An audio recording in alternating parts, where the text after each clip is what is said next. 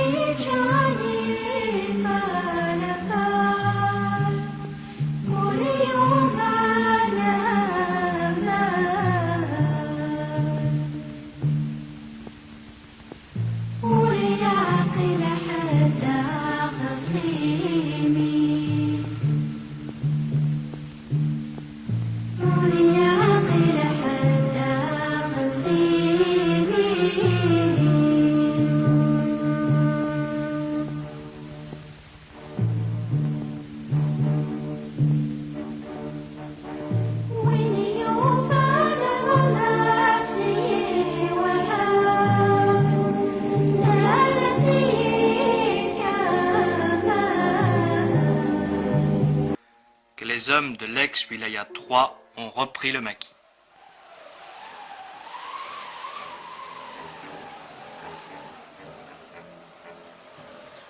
Ils ont retrouvé sans difficulté les habitudes d'il y a quelques mois. Ce sont en majorité des anciens, durs au combat, bien entraînés. Souvent, leur seul métier est d'être rebelles. Ils occupent les crêtes, les pitons, les défilés, les endroits où il n'est pas question d'aller les chercher avec des chars ou des armes lourdes. Leur chef, l'un des plus glorieux soldats de la guerre d'Algérie, le colonel Mohan Dwelach, appelé familièrement le Vieux par la population dont il passait de l'affection.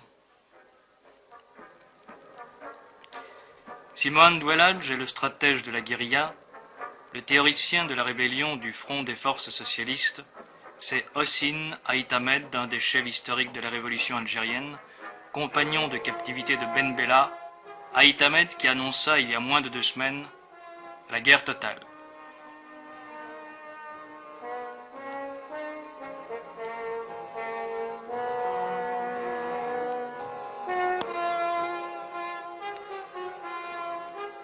La résistance a commencé. C'est la résistance populaire. Et c'est la résistance individuelle. Nous avons dit qu'il n'est pas question pour nous, qu'il n'a jamais été question pour nous de faire sécession territoriale. Ce qui nous importe, ce n'est pas de défendre des bâtiments, mais de faire en sorte que les troupes de Boumediene, qui se comportent en troupes d'occupation, n'aient aucun répit. La stratégie militaire que nous avons arrêtée, il n'est pas question de la dévoiler. Mais elle est fondée sur la défense en profondeur. Elle est fondée sur la guérilla. Les troupes de Boumediene ont été harcelées sans répit par les nôtres. Maintenant, il vous appartient à vous, à nous tous, de continuer la résistance. Il leur est impossible de tenir plus d'1 mois parce qu'ils n'ont pas de finances, parce qu'ils n'ont pas de puissance, parce que hier, dans la nuit, ils ont été attaqués par nos troupes à Médéa et vous avez dû l'apprendre par la radio.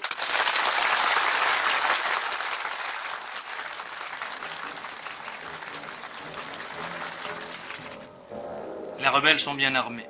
Depuis 1 mois, les embuscades, coups de main, accrochages et enlèvements se succèdent. Jusqu'ici, à peu près impunément. Et le colonel Sissadok, une figure légendaire, le plus ancien des officiers de l'armée de libération nationale, ne craint pas de parler très haut, malgré la clandestinité.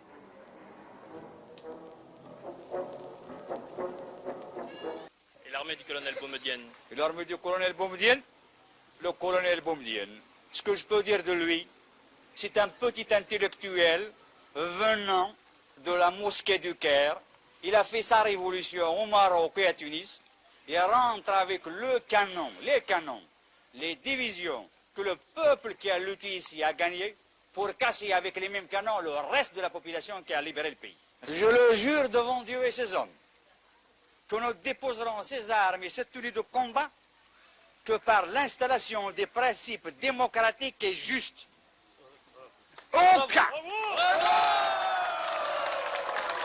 Vous êtes soutenu par la population. La population est derrière la démocratie. Ils aspirent à la liberté et à la démocratie. Et le pharaonisme ici. Il n'y a pas de pharaon chez nous, il n'y a pas de Ramsès II, il n'y a pas de Gamal Abdel Nasser chez nous. Ici, il y a le peuple.